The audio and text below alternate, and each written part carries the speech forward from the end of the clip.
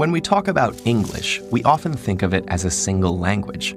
But what do the dialects spoken in dozens of countries around the world have in common with each other, or with the writings of Chaucer? And how are any of them related to the strange words in Beowulf? The answer is that, like most languages, English has evolved through generations of speakers, undergoing major changes over time. By undoing these changes, we can trace the language from the present day back to its ancient roots. While modern English shares many similar words with Latin-derived Romance languages like French and Spanish, most of those words were not originally part of it. Instead, they started coming into the language with the Norman invasion of England in 1066. When the French-speaking Normans conquered England and became its ruling class, they brought their speech with them, adding a massive amount of French and Latin vocabulary to the English language previously spoken there. Today, we call that language Old English. This is the language of Beowulf. It probably doesn't look very familiar, but it might be more recognizable if you know some German. That's because Old English belongs to the Germanic language family, first brought to the British Isles in the 5th and 6th centuries by the Angles, Saxons, and Jutes. The Germanic dialects they spoke would become known as Anglo-Saxon. Viking invaders in the 8th to 11th centuries added more borrowings from Old Norse into the mix.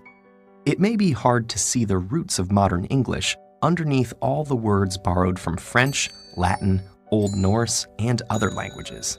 But comparative linguistics can help us by focusing on grammatical structure, patterns of sound changes, and certain core vocabulary.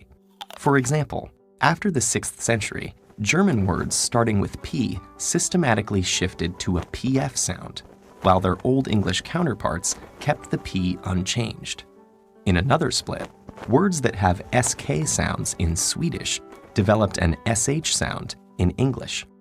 There are still some English words with SK, like skirt and skull, but they're direct borrowings from Old Norse that came after the SK to SH shift.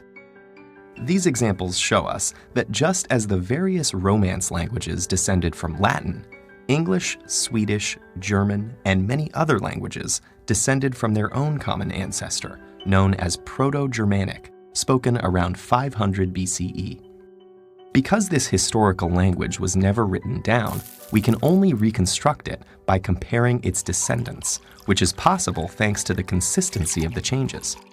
We can even use the same process to go back one step further and trace the origins of Proto-Germanic to a language called Proto-Indo-European, spoken about 6,000 years ago on the Pontic Steppe in modern-day Ukraine and Russia. This is the reconstructed ancestor of the Indo-European family that includes nearly all languages historically spoken in Europe, as well as large parts of southern and western Asia. And though it requires a bit more work, we can find the same systematic similarities, or correspondences, between related words in different Indo-European branches.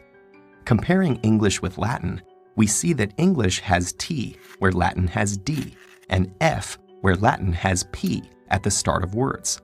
Some of English's more distant relatives include Hindi, Persian, and the Celtic languages it displaced in what is now Britain.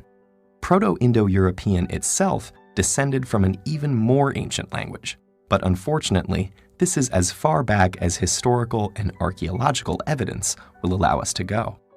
Many mysteries remain just out of reach, such as whether there might be a link between Indo-European and other major language families, and the nature of the languages spoken in Europe prior to its arrival.